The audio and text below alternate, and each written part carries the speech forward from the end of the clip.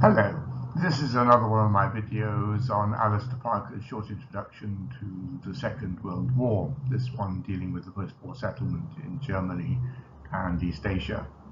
It's based on Chapter 16, From Alliance to Cold War, the Soviet Union and the West, and it's the final video on that chapter.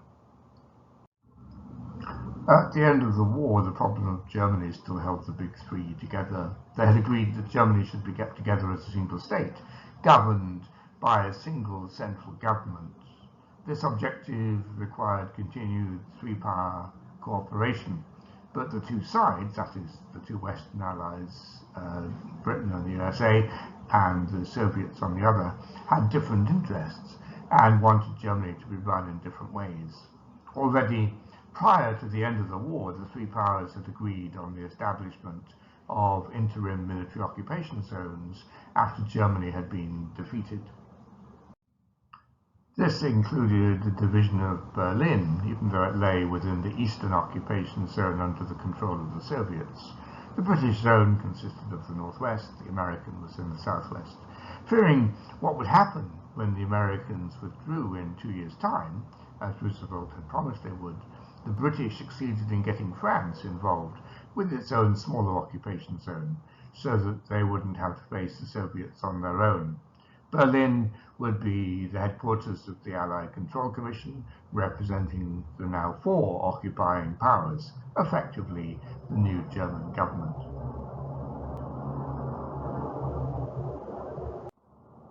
This is a map of the four occupation zones. The Soviet zone is shown in red in the east, the British in green in the northwest, the American in yellow in the southwest, and then divided off of that in blue you have the smaller French occupation zone, and Berlin was similarly divided. Stalin wanted reparations for the Soviet Union to come from the whole of Germany, but the British and Americans wanted at least a modicum of German economic recovery, so that the Germans could afford to pay reparations without needing continued financial support from Western powers. Moreover, the transfer of German lands in the east to Poland created supply problems for any German recovery, as these predominantly agricultural lands had traditionally been a major source of food supplies for the rest of Germany, as well as including the coal fields of Upper Silesia. The Westerners accepted that the Soviets should receive reparations, but regarded the scale and scope of what was demanded as excessive. If reparations were excessive, then German economic recovery would be impossible. The Western German industrial zone and the British zone in particular needed to be revived so that it could resume exports and so fund imports. Moreover, most British economists thought that post-war economic recovery across the whole of Europe could only be possible if German recovery went ahead.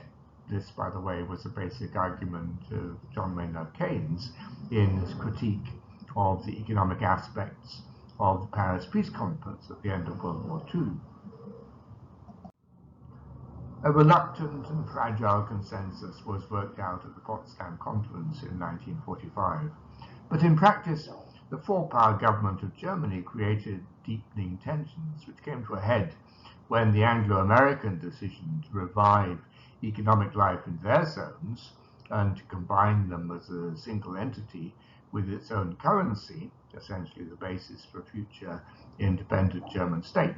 This was unacceptable to the Soviets, and they reacted strongly.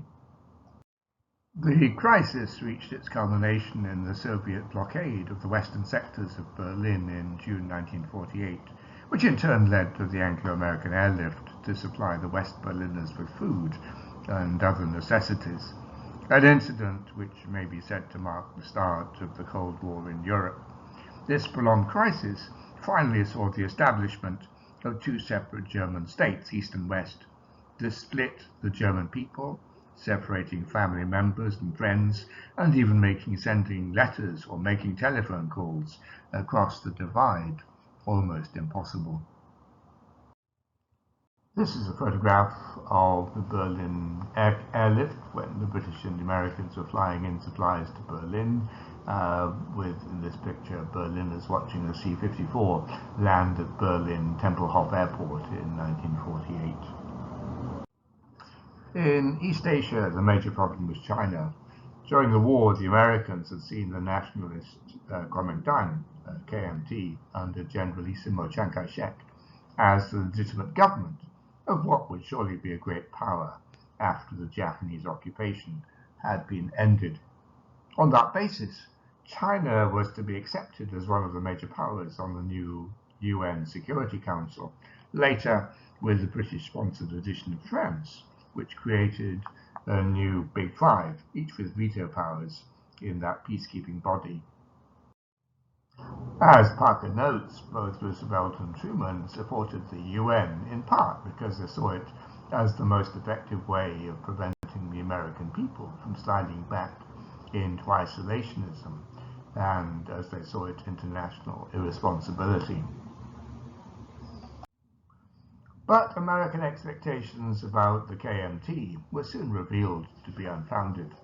Except for a few American trained and equipped units, the KMT army was unable to fight the Japanese effectively. In any case, the KMT leadership wanted to preserve their army for the future confrontation with the communists. Moreover, unable to access the traditional trade revenues from the Chinese seaports because of the Japanese occupation, and administratively too inefficient to develop alternative sources of income, the KMT relied on inflationary finance to create revenue. This led to widespread corruption among army officers and officials as they sought to keep their real income stable in the midst of massive rises in prices. At the top, large-scale corruption and misappropriation of American economic aid became common. By contrast, the Chinese communists gained increasing prestige and prowess as a fighting force against the Japanese under the tactically shrewd leadership of Mao Zedong. The communists were also successful in gaining support amongst the poorer peasants, and in contrast to the KMT, were regarded at this time as uncorrupt in their administration. Few observers expected the rapid KMT collapse. As the war ended, the Americans sought to avert a Chinese civil war by persuading the two sides to establish a coalition government. Soviets, for their part, were wary of the Chinese communists and gave them only limited support, seeing them as unreliable and insufficiently subordinate to Moscow. The victory of the Chinese communists was not the result of Soviet intervention, but of KMT weakness, despite American attempts to support the KMT.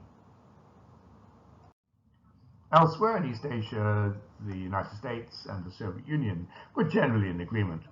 As agreed at Yalta, the Soviets recovered what they had lost to Japan in 1905. South Sakhalin, the lease of Port Arthur, and the running of the Manchurian railways. They also got the Kuril Islands. The Americans secured Okinawa and the Ryukyu Islands from military bases under exclusive American control. The Soviet Union accepted an undivided American-dominated occupation of Japan, although they did voice an objection to it and advanced a claim to Hokkaido. But these claims were not pressed and seem to have been merely negotiating ploys. The one area which was to lead to future problems was the Japanese colony of Korea. The Americans proposed that the Soviet Union should occupy the north down to the 38th parallel, whilst the Americans would occupy the south. The occupations were intended to be only temporary, and both powers appointed Korean leaders for their respective zones, Kim Il-sung in the north and Syngman Rhee in the south. But neither great power was able to control its creature, and both Korean leaders demanded a unified Korea, Kim Il-sung starting a new war in 1950 in order to accomplish his dream. Seen in the West as having been set off by Stalin, The resultant Korean War confirmed the belief in a divided post-war world, which could only be obtained by force, so extending and intensifying the Cold War. So thank you to you for listening, and many, many thanks to my patrons for their kind support and encouragement. Without them, I wouldn't be able to make these videos. You're very welcome to support my channel. Please do like, comment, and share on the videos. Subscribe if you want to notify future videos. I'll give Patreon and PayPal links below in case you want to provide practical support. Next week we'll move on to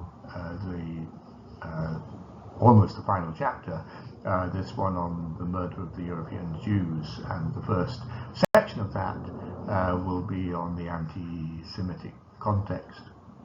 Have a good day.